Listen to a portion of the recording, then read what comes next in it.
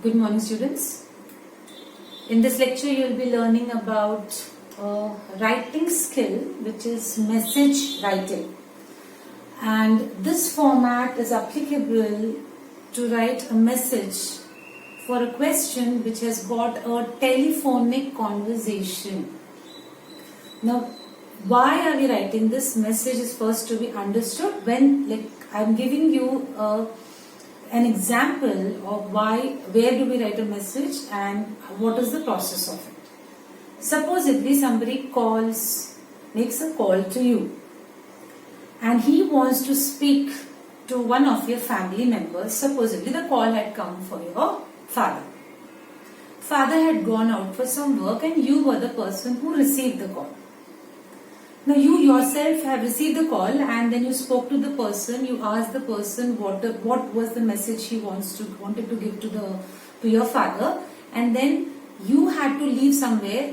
So you will write down a message for your father and then leave, so that when your father comes back he can see what's written on the message, in the message over there, and then he can know what was the particular message which was given to him by the caller. So there are three people involved in this entire scenario. One is the person who makes the phone call. That is the person who made the phone call for your dad. One is the person who received the call because the person whom the call had come for was missing from the scene. Third is the person who was missing from the conversation, for whom actually the call had come. Now, the receiver of the call is the person who writes the message. The person who received the call is the person who actually writes the message, because she also has to go somewhere else. So she immediately writes it down on a sheet of paper. To avoid confusion, many things have been taken into consideration here. And to avoid confusion, he or she writes it down on a piece of paper, so that the person who is missing, when he comes back, he or she comes back, he can read on the sheet of paper what has been written and what was the message of the phone call. So let's see now that you know why the message is being written and which question am I talking about. It's entirely about a telephonic conversation. So here's the format of how you write the message. Right in the center, first you will draw an open box for yourself as we used to write for the notices.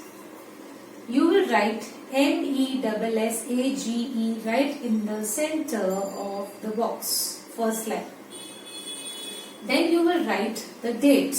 When you will write the date, see to it that you don't write DATE is equal to. Don't write that, directly write the date. And the date would be, like today's date it is 2020. So that's how you write the date. Don't write THRD or ST. It's not needed. When you write dates, you have to write a simple number over there. And you have to write the name of the month and the year's digits. Under the date comes the time at which you had written the message. So what time will you write in the exam, or what time will you write in your writing skill is that the time at which you sat down to write the message, you write down that time.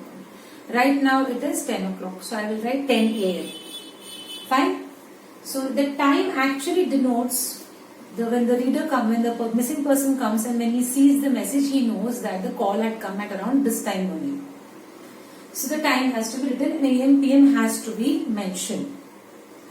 Then you leave a line. If I draw a line in my writing skill over here in the format, that means you leave a line. Then you have to write the name of the person who was missing and for whom the call had come. If the person is younger to you or a little bit elder to you, like your sibling, you can write the name. But if you share a relationship with, that person is related to you, so you have to write the relationship's address over there. You will address the same relationship. Like if it is father, you write father. You write mother, you have to write mother. If it is your aunt, you will write aunt, and if it is your uncle, you will write uncle. No Hindi terminology to be used at all. Do not use Hindi terminology. I don't want chacha, chachi, kaka, kaki over there. So you write auntie, uncle. You can write the name of the auntie or uncle, or father and mother is enough. Like relationships, you have to write that. Now you leave a line.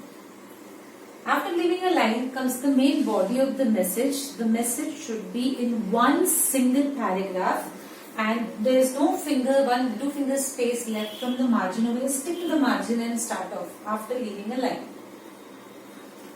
Who had called is the first thing you have to say in the main body of the message.